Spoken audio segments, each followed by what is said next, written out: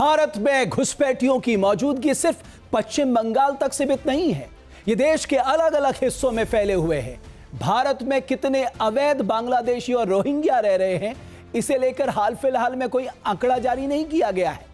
लेकिन 2016 में राज्यसभा में प्रश्नकाल के दौरान एक सवाल के जवाब में तत्कालीन गृह राज्य मंत्री किरेन रिजिजू ने कहा था कि भारत में तकरीबन 2 करोड़ बांग्लादेशी हो सकते हैं। कितने?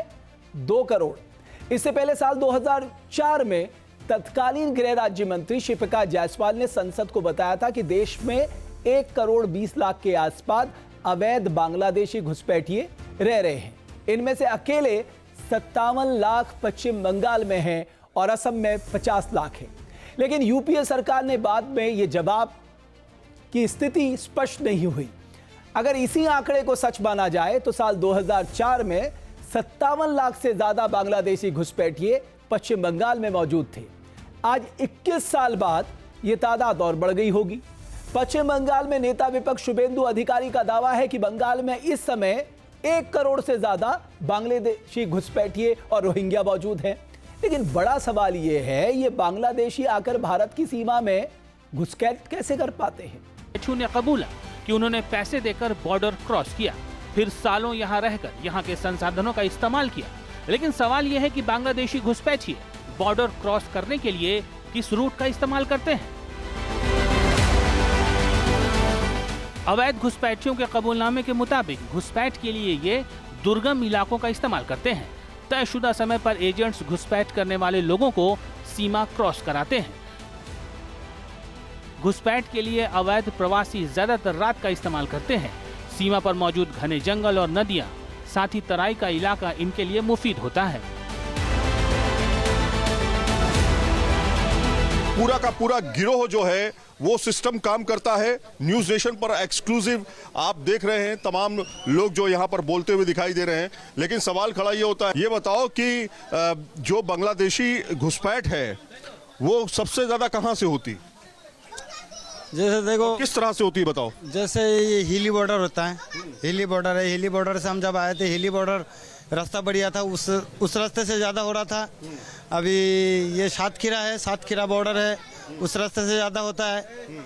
जैसे मान लो जो रास्ते में क्लियर होता है, जिसमें तैनात कम होता है, उस रास्ते से ज़्यादा घुसपैठिया आता है। हम भी हिली बॉर्डर से पार हुआ था, हमको हिली बॉर्डर से पार किया गया था। कैसे पार हुए थे जरा बताओ, किस तरह से पार हुए थे? जैसे हम दलाल के थ्रू आते हैं, दलाल पैसा देते हैं दलाल को, तो दलाल क्या बात करता है नहीं करता, जैसे बीएसएफ ये सब खड़ा रहता है तो हमको जंगल की तरफ से लाया जाता है। अच्छा, हाँ, जंगल की तरफ से लाया जाता है। अगर बीएसएफ देखते हैं तो पानी के अंदर भी खड़ा कर देता है, कोई कीचड़ के अंदर भी खड़ा कर देता है। जब बीएसएफ चला जाता है तब हमको पीछे से निकाल लेता है। तो पीछे से निकाल लेता है मतलब पैसा देने के बाद ये होता है? पैसा देने के बाद ही होता है। पैसा ना दूं तो बात ही नहीं सुनता है। अच्छा, इजाजत ही नहीं है।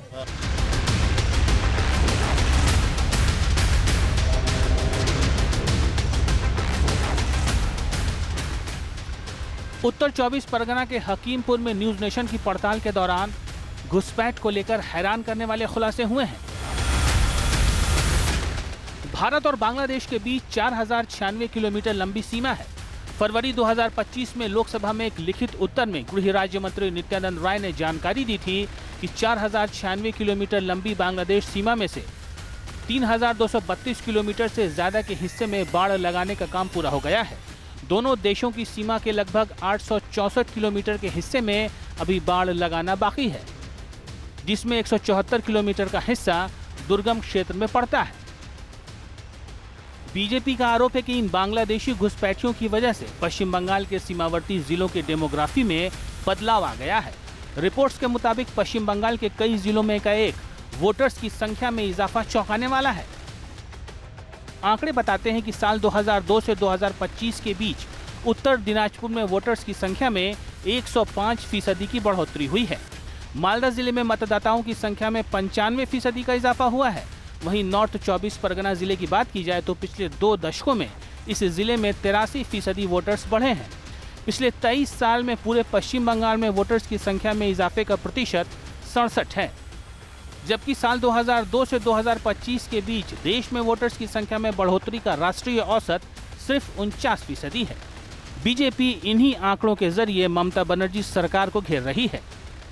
पूरे देश में बांग्लादेशी और रोहिंग्या घुसपैठियों का नर्सरी बना हुआ है बंगाल, और सरकार उसे सरकारी कागज बना के, दस्तावेज बना करके पूरे देश में फैलाने का काम किया। उत्तर 24 परगना के हकीमपुर में न्यूज नेशन की पड़ताल में यह सामने आया कि बिना वैध कागजात वाले अवैध प्रवासी लंबे समय से पश्चिम बंगाल समेत देश के दूसरे हिस्सों में रह रहे थे। लेकिन अब एसआईआर की पश्चिम बंगाल के 294 विधानसभा सीटों पर कुल 7 करोड़ 60 लाख मतदाता हैं। एसआईआर के दौरान इनमें से 2 करोड़ 40 लाख वोटर्स के नामों का मिलान साल 2002 की लिस्ट से कर लिया गया है। यानी इन 32% वोटर्स को एसआईआर में किसी तरह के दस्तावेज दिखाने की जरूरत नहीं पड़ेगी। बाकी बचे 5 करोड़ 20 लाख वोटर्स को जरूरी दस्तावेज दिखाने पड़ेंगे। जहां भक्ति है हर शब्द में, कथाओं में छिपे हैं दिव्य रहस्य और ज्योतिष देता है जीवन को दिशा। धर्म से जुड़ी हर बातों को जानने के लिए हमारे चैनल स्तुति को सब्सक्राइब करें। चैनल पर जाने के लिए इस लिंक पर क्लिक करें।